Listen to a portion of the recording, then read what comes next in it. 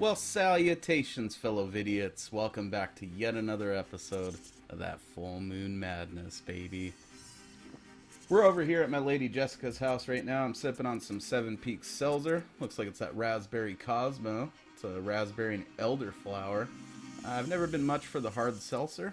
I'm certainly glad I've never been one of those motherfuckers that like constantly make fun of it though, because it's not bad. Would it ever become my drink of choice? No. Would I enjoy one as a delicious treat from time to time? Certainly. But today, we have another delicious treat for you of a different kind, and that is a review of some brand spanking new full moon content, courtesy of their full moon streaming service, Full Moon Features, which was renamed from Full Moon Streaming to Full Moon Features to better represent the brand as a whole, and to satiate Charlie Band's need to constantly fucking rename things.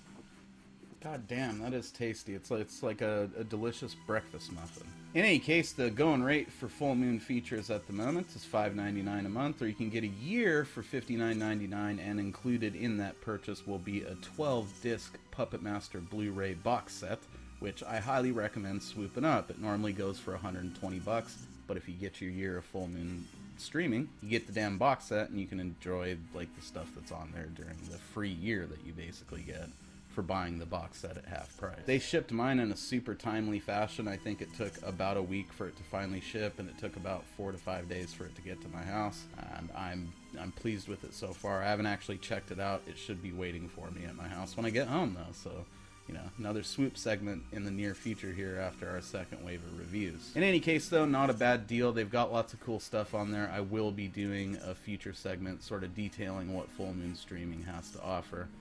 Definitely worth checking out though. Now, I'm not making anything plugging this shit, you know. I'm pimping out the stuff here because I want people to enjoy it and support the company. Only person in this exchange that's received any money is fucking Charlie Band and Full Moon.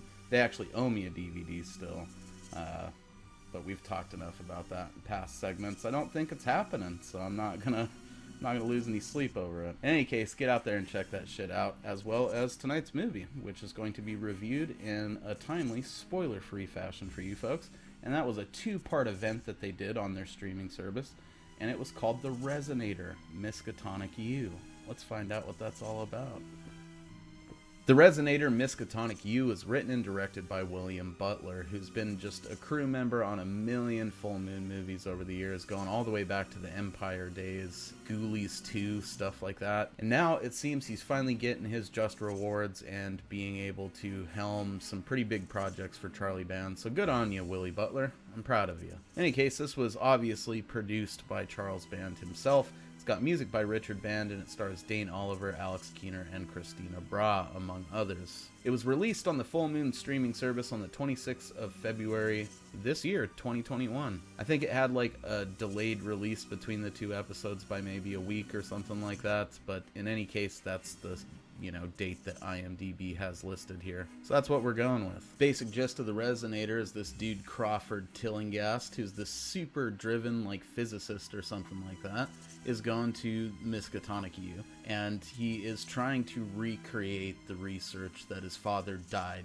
working on, which is to prove that there's like other dimensions other than our own reality that exist sort of layered on top of each other. And his father had built this machine, the Resonator, who any of you fans of From Beyond will be fully familiar with, that was supposedly able to stimulate a certain part of your brain and tap you into these different dimensions, make you able to interact with them and whatnot. So he's went ahead and recreated this fucking machine in this warehouse near the school, and he's just working tirelessly towards, completing this research and perfecting this machine, and the weight of the whole thing is kind of driving him insane. So he eventually divulges his secrets to his friends, shows them the Resonator, turns it on, and shit gets crazy. This is brand new, so I don't want to spoil it for you guys or anything, but it's just fucking awesome. On top of everything I've described, you also have these different layers of mystery. Like, there's obviously something more going on with these teachers at this university. They maybe have an interest in the Resonator that's purely selfish and not at all related to concern for the students. Certain other characters from other H.P. Lovecraft-inspired movies that they've done in the past may make an appearance. I don't know. It hits the mark where the gore and the splatter and the nudity is concerned.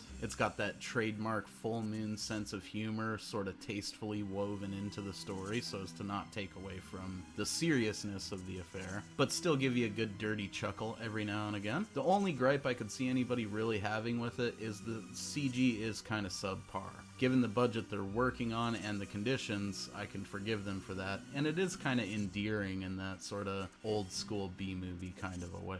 It's just quality stuff, and it has thoroughly exceeded my expectations. Definitely hope that they do a sequel to this.